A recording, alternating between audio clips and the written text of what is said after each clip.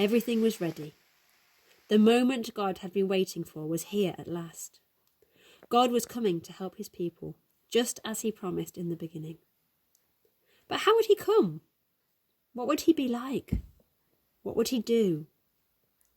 Mountains would have bowed down, seas would have roared, trees would have clapped their hands. But the earth held its breath, and as silent as snow falling, he came in when no one else was looking. In the darkness, he came. There was a young girl who was engaged to a man called Joseph. Joseph was the great-great-great-great-great-grandson of King David. One morning, this girl was minding her own business when suddenly a great warrior of light appeared in her bedroom. He was Gabriel, and he was an angel, a special messenger from heaven. When she saw the tall, shining man standing there, Mary was frightened. "You don't need to be scared," Gabriel said. "God is very happy with you." Mary looked around to see if maybe he was talking to somebody else.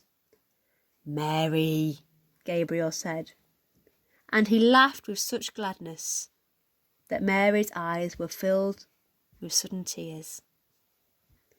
"Mary, you're going to have a baby, a little boy. You will call him Jesus. He is God's own son. He is the one, the rescuer. The God who flung planets into space and kept them whirling around and around. The God who made the universe with just one word. The one who could do anything at all, was making himself small and coming down as a baby." Wait, God was sending a baby to rescue the world? "That's too wonderful," said Mary, and she felt her heart beating hard. "How can it be true?" "Is anything too wonderful for God?" Gabriel asked. So Mary trusted God more than her eyes could see, and she believed. "I am God's servant," she said. "Whatever God says, I will do."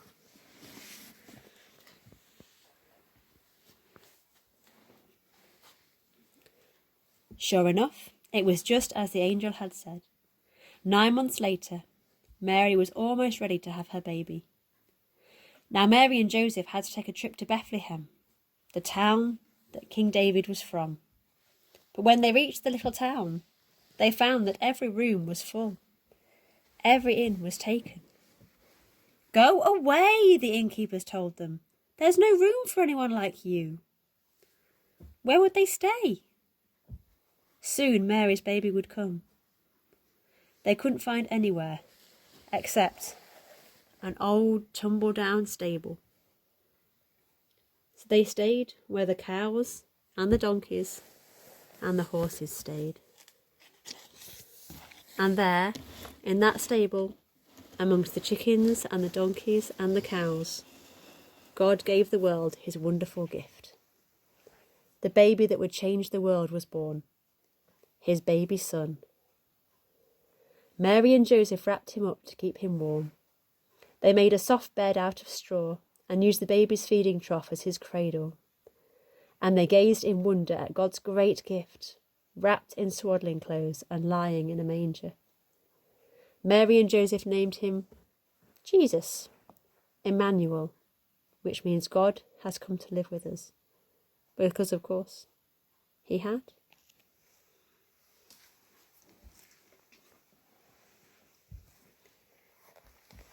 That same night, in amongst the other stars, suddenly a bright star appeared.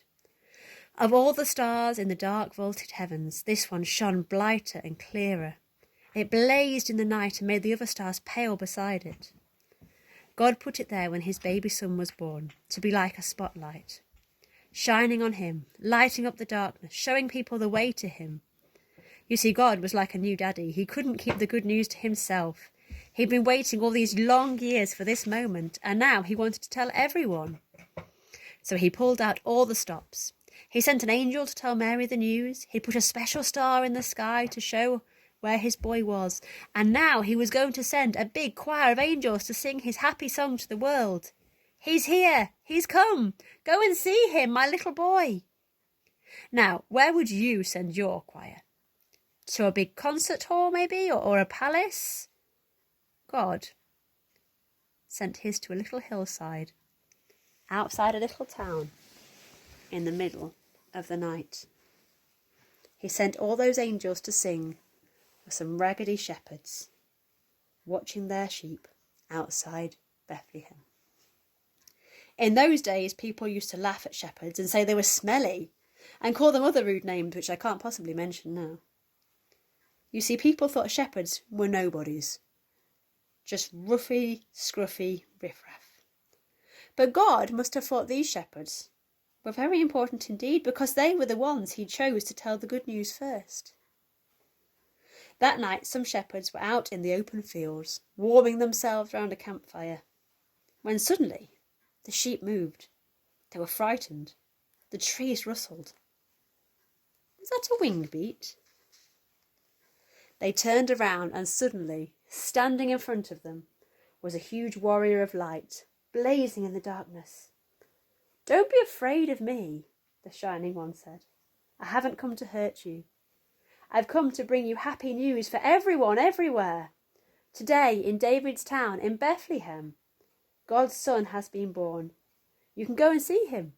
He's sleeping in a manger." Behind the angels they saw a huge glowing cloud. Except it wasn't a cloud, it was angels. Troops and troops of angels, armed with light. And they were singing a beautiful song. Glory to God. To God be fame and glory and honour and all our hurrahs. And then, as quickly as they appeared, the angels left. The shepherds stamped out their fire. They left their sheep. They raced down the hill, through the gates of Bethlehem, down the narrow cobbled streets, through the courtyards, down steps, past the inns, round the corner, through a hedge, until at last they reached a tumbled down stable. They knelt on the dirt floor. They'd heard about this promised child, and now he was here. Heaven's Son, the maker of the stars, a baby sleeping in a stable. This baby would be like that bright star shining in the sky, a light to light up the whole world, chasing away darkness, helping people to see. And the darker the night got, the brighter that star would shine.